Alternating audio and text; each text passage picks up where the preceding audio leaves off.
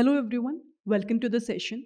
So now in this video we will talk about MSE versus MAE in linear regression. I know that you are not aware about these words which I'm talking about, but I'm pretty sure that you have watched the previous video and you are already aware about the concept of error or residual in a linear regression, right?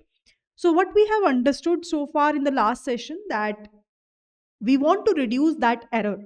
Uh, if you remember, that is what I have denoted in the last session, that we want to reduce the error, which I call it as a residual also error, or you can say a residual also, right? Which is the difference between the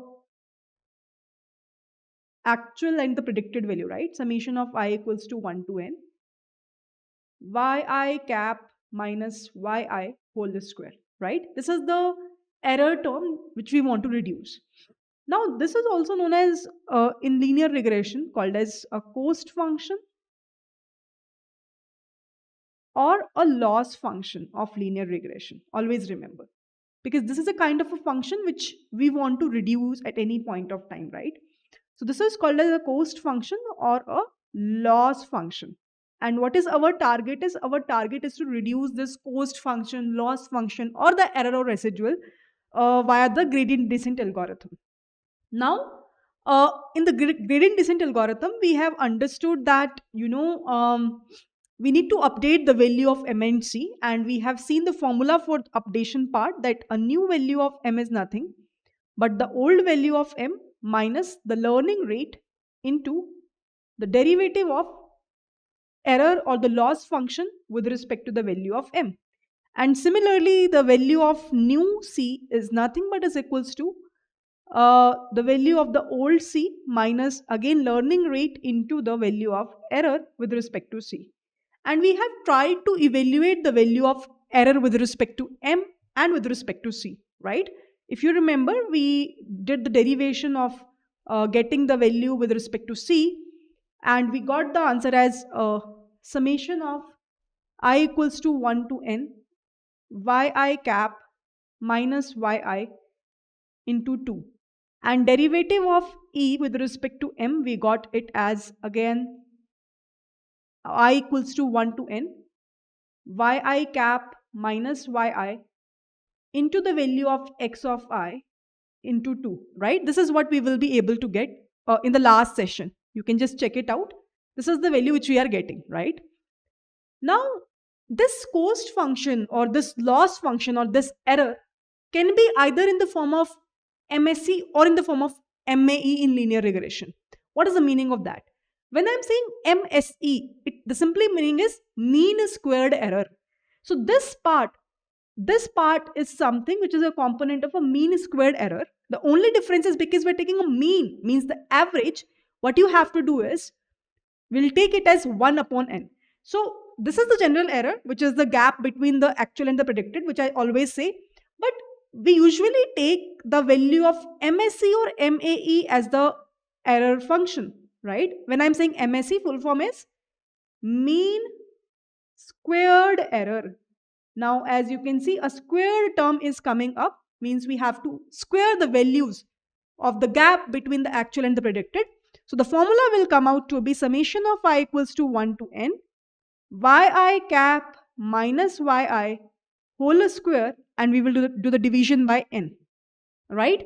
This is something which you can say is a mean squared error, because here we are trying to do a squaring, and after that we are trying to get the mean. So that's the division by n, right? Similarly, there is another error function which you can represent in the algorithms depending upon the situation. Now, what kind of situation I'm talking about, I'll try to explain that as well in the later part of the video. But as of now, just try to understand the difference between MSE and MAE. This can also be asked from you in an interview as well. This is called as mean absolute error. Now here, if you will observe, in both the cases, we are talking about error term only. Whether it's a part of a MSE or it's a part of a MAE, both are the components of the errors itself.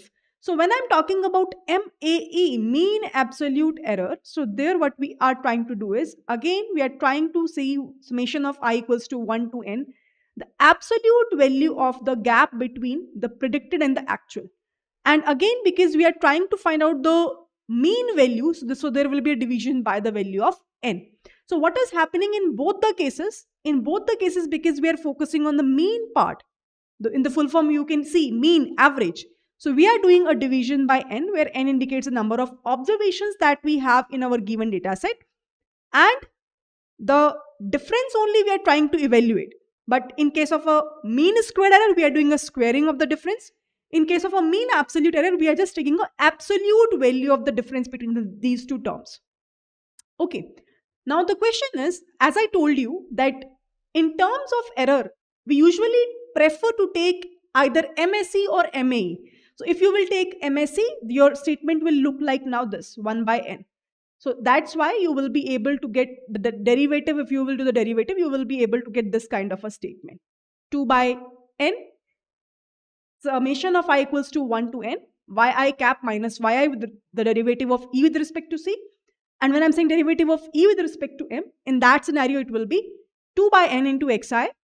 Again, the difference between the yi cap and the value of yi, where you know that the value of yi cap is the best fit line, which is equals to mx plus c, where m and c is the most optimal values, where the error rate is approximately equals to 0 with the help of the gradient descent approach. That's what we want to achieve, right? So that's the overall idea behind the difference between MSE and MAE. Now the question is that at what point of time I should consider MSE as a error term, and at what point of time I should consider MAE as the error term in my linear regression algorithm, or in any other algorithm also. See, whatever concepts I'm teaching you here with respect to the cost function, with respect to the error values, these similar concepts are equally valuable in other regression algorithms as well, which we will study in the later part of the videos, right? So the question is that if suppose interviewer will also ask from you that at what point of time, you will consider MSE as an error rate, and you will do the differentiation of MSE value with respect to M or C, and at what point of time you should prefer MAE, the answer will be that if at any point of time your data set contains too many outliers. Now, I hope you all have the idea of what do we mean by an outlier in a data set.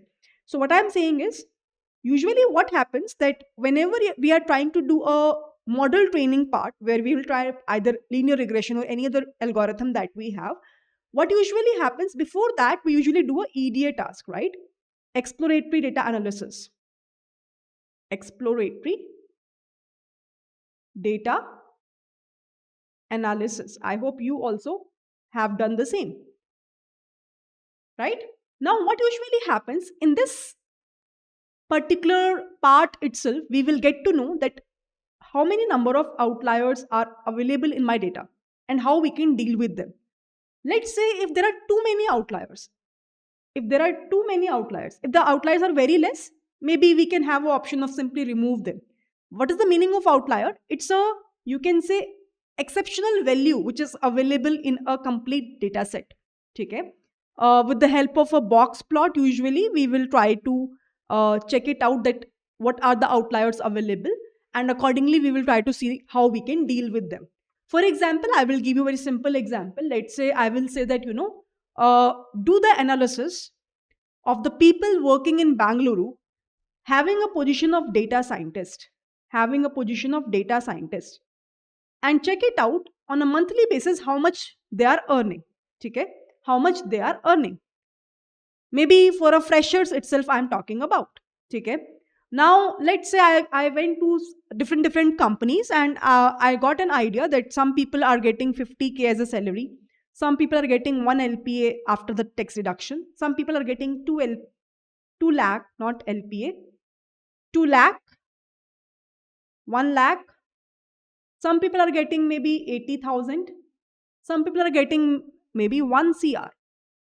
Now, if you will be able to observe, these values are somehow not that much, varied as comparable to this particular value. So I can say that this is an outlier with respect to this complete data set that I have.